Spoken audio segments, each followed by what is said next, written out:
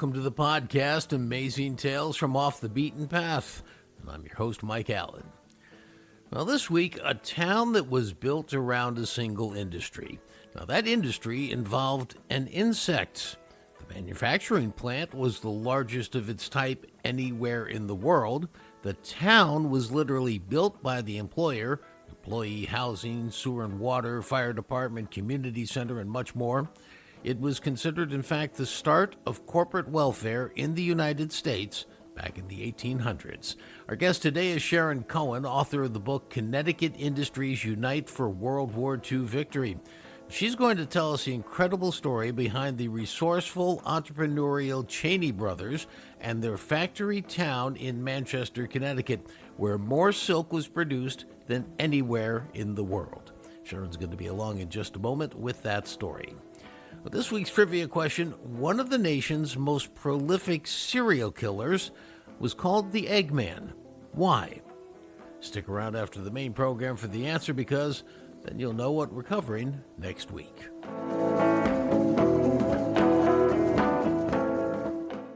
This is a classic story of how the industrial age produced some legendary entrepreneurs. The Cheney brothers were from a long line of Cheney entrepreneurs. Their ancestors arrived in the Americas in the 1600s with the first waves of European settlers, and the early waves of offspring rose to become some of the more accomplished clockmakers in the colonies. But it was the clockmakers' grandchildren, the so-called Cheney brothers, who took the family name to an even higher plateau. They introduced the entirely new concept at the time of corporate welfare, or corporate paternalism, take your pick. The Cheneys built up not only their business, but an entire town, where eventually 25% of the residents in town worked for them, and they provided for those workers. Their chosen product was silk. It had been dominated for centuries by the Chinese, but the Cheneys would grow their enterprise to become the biggest in the world. Here to tell us this remarkable story is Sharon Cohen. She's author of a really fantastic book, Connecticut Industries Unite for World War II Victory, which is available at highpointpub.com. So, Sharon, we're going to talk about these incredible Cheney brothers and their silk operation in Connecticut, which ended up being the toast of the town, both across the entire country and around the world, but we're getting ahead of ourselves. We'll get into that. I think for people to truly understand how incredible the Cheney brothers' success was, they need to understand the difficulties that they overcame in the creation and production of silk. Could we start off, can you just kind of tell us how Mother Nature makes silk, starting with the mulberry bush and the moth? Right. Now, the mulberry bush and the mulberry tree, they're both used, and they are the same thing. And it's a very convoluted step-by-step process. You have the seeds that you grow for the trees, but they have to be grown in a particular environment, and that has to be tropical and unchanging warm climate. So now we have this tree growing, and it has to grow well enough that it has its flowers, and then it bears these white seeds called mulberries. There's this wonderful smell of jasmine that comes from these leaves. And the silkworm moths love that smell, and they're attracted to the smell of the jasmine, and they go over to the trees, and they leave their eggs on the tree.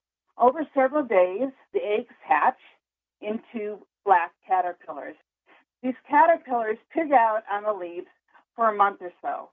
And they then shed their skin 4 times, turn yellow, and they spit out through their saliva a very thin and delicate strand of silk.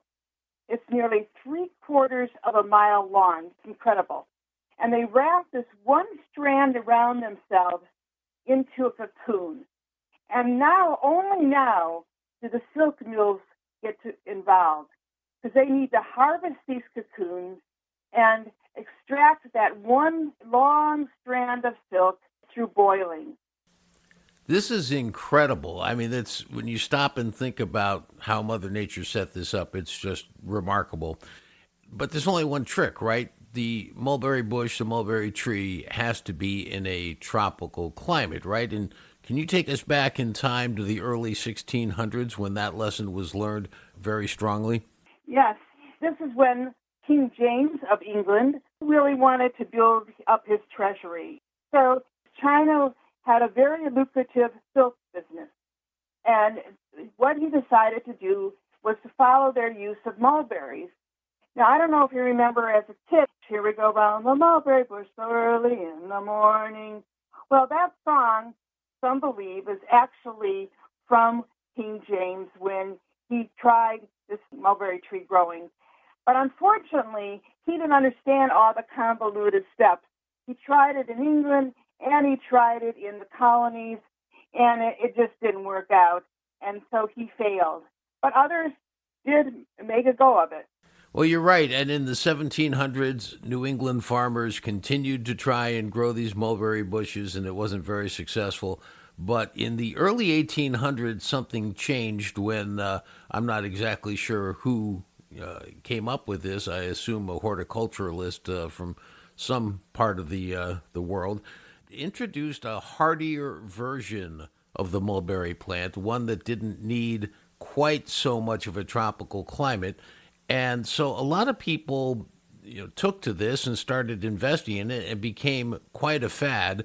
And three people who invested pretty heavily were the Cheney brothers, Ward, Frank, and Rush. And they end up forming the Mount Nebo Silk Company in 1838 to make a go of this, right? You're right. They did see this variable mulberry bush, and they did try it. And it did work for a while, but then because of cold winters, it kind of fizzled out. But they continued. That's when they formed the Cheney Brothers Silk Company. The reason why they were so successful is because they tried different things to overcome the challenges that they faced. In the meantime, they hired immigrants from Russia and Europe because they knew no matter what, they were going to succeed. They came from a long line of Cheneys, and each Cheney grew their businesses larger. And they said, we're not going to be the first ones not to do this. And Frank Cheney invented the Rixford roller. And this roller revolutionized silk manufacturing with a stronger and thicker thread.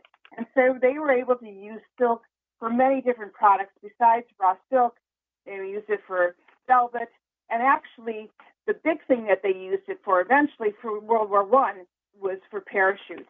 But the thing that they did, and you could imagine the light bulb going off in their head, was the most important step for us is the cocoon.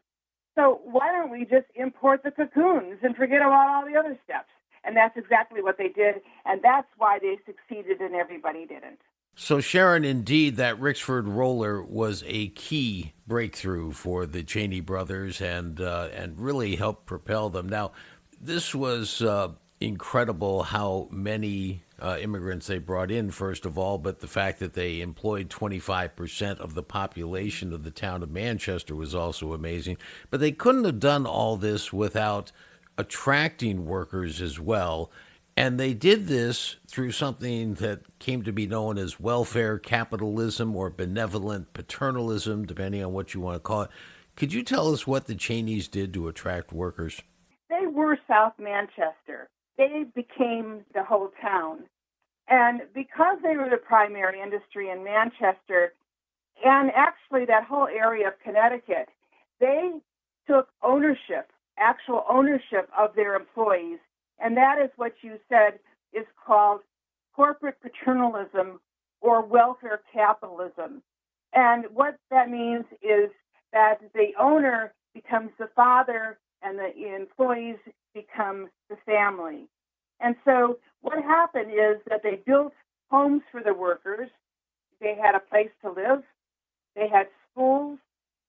They had a community center. They had gas and electric plants. They had fire and police departments. The Cheneys felt that they were looking over the needs of their workers. And this was the beginning of this whole concept of corporate paternalism, which you didn't see in the United States prior to this time period. When you stop and think about how incredible this was, I mean, if you're a worker looking for a job in Manchester and you find out the Cheneys are building homes for their workers, and it's the first indoor plumbing in Manchester.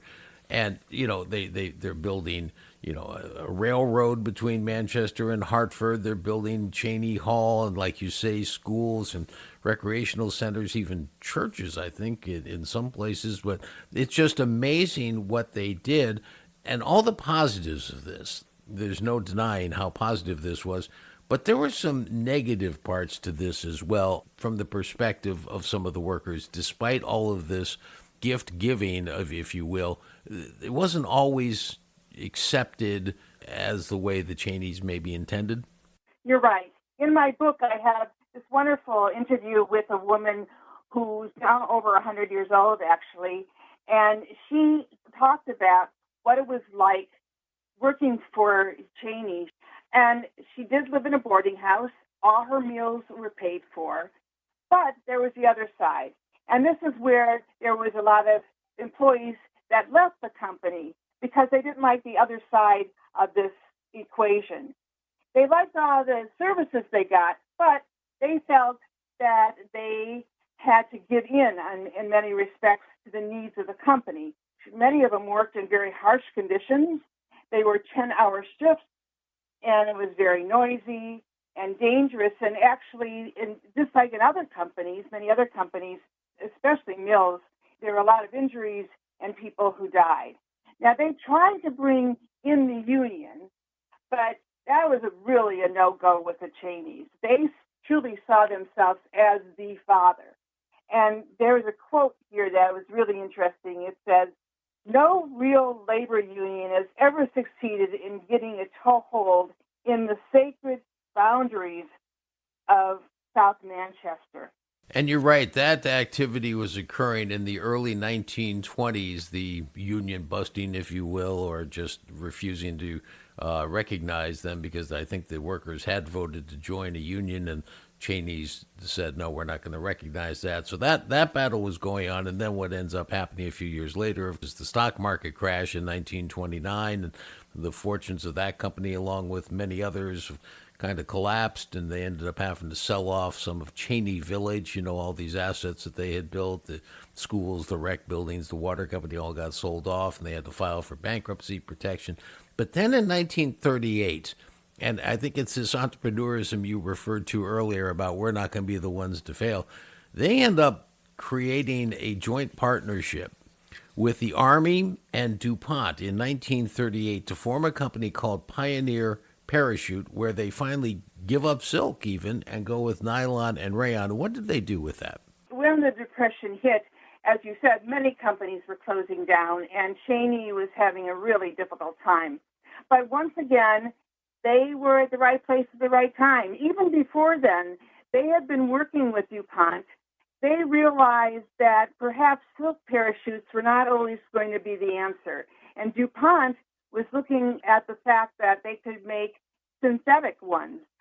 They were already experimenting, and during World War I, they made many, many silk parachutes.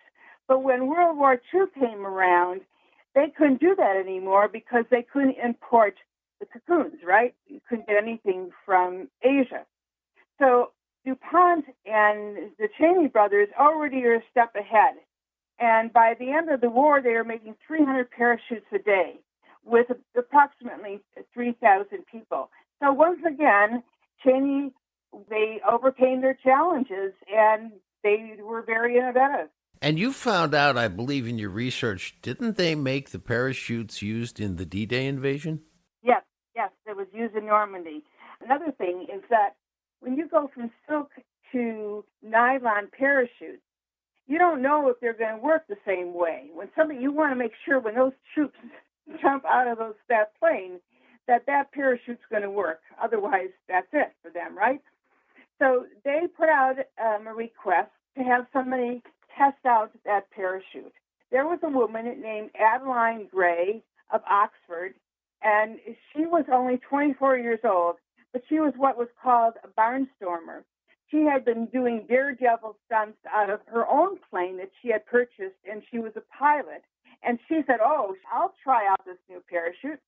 So she went over to the Hartford airport, and she jumped out in this new nylon parachute, and they all found out that the nylon was even better than the silk. And just so people know, we're talking about the original Hartford airport of Brainerd Field, which is the one right on the Connecticut River. So that must have been daunting to make sure she came down on the field and not in the river. But just incredible story there. Now, the other thing that I think when nylon and rayon came around, and DuPont, of course, were the inventors of that, it just blew silk out of the water for so many reasons, cost and whatnot. And, so, silk remains a luxury item for sure. But the number of silk looms, and I think this is a statistic worth repeating, from 1930 to 1950, now that's a 20-year period, there was a 99% drop in the number of silk looms in the world from 100,000 down to just 3,000. And, 3,000 looms is still a lot, but when you're going around the world and comparing that to what it was, it's just a remarkable drop. And with that, the Cheney brothers finally had to get out of the business, and I guess in 1955, they sold to a company called J.P. Stevens, right? Yes, and you're right. But, a lot of the mills, especially in Connecticut, had already died out, even before the war. It was not the newest way of producing anymore. And so the Cheney brothers were one of the few large silk manufacturers at that time during the war itself. And so, yes, as you said, after the war, the mills closed. But Cheney's lived on. And today, when you go to South Manchester, you could actually see what is left of that time period. There are 278 resident dwellings there. These were buildings that were lived in by the employees. And this area is called the Cheney Brothers National Historic Landmark District, and it was established in 1978. In addition to the resident buildings, there's a mill, churches, schools, family mansions looking like they did at that time, and in one of them there's the Museum of Manchester Historical Society. And many of these buildings have already been converted to commercial use. For example, the old mill is a medical office. There's the rail trail. So it's a pathway, a pedestrian pathway. But what was really interesting for me is that when the mill closed, the Pioneer Parachute Company continued. And it was sold and went down south, and it's owned by Elon Musk SpaceX. He bought the Pioneer Aerospace Company in 2023. And so the Cheney brothers live on.